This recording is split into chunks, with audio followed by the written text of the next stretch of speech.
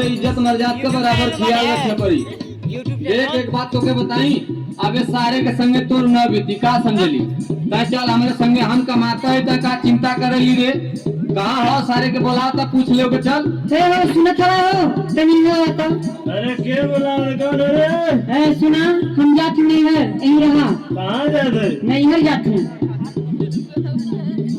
जाता नहीं हर हमा, जाता नहीं हर हमा, बड़ा दुख देला अकेले रहानी रहू, बड़ा मजा लेला अकेले रहानी रहू।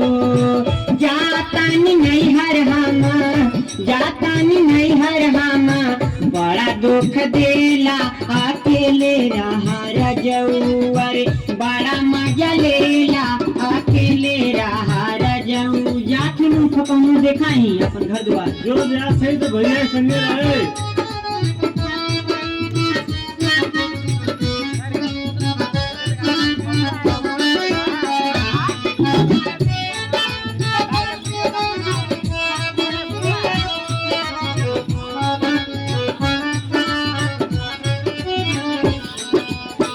भैया संग जात बानी कबू नहीं आई।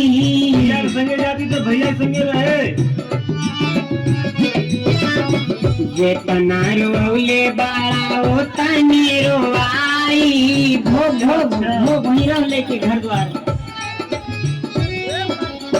भैया संग जात बानी कबू नहीं आई।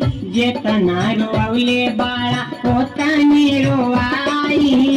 आई समझ में जब, आई समझ में जब, वही ठेली ठेला अकेले रहा रजऊ। अरे बड़ा मजा लेला अकेले रहा रजऊ, बड़ा मजा लेला अकेले रहा रजऊ। जात बानी नहीं हर हमा, जात बानी नहीं हर हमा, बड़ा दुख देला अकेले रहानी रहू। अरे बड़ा मजा लेला अकेले रहा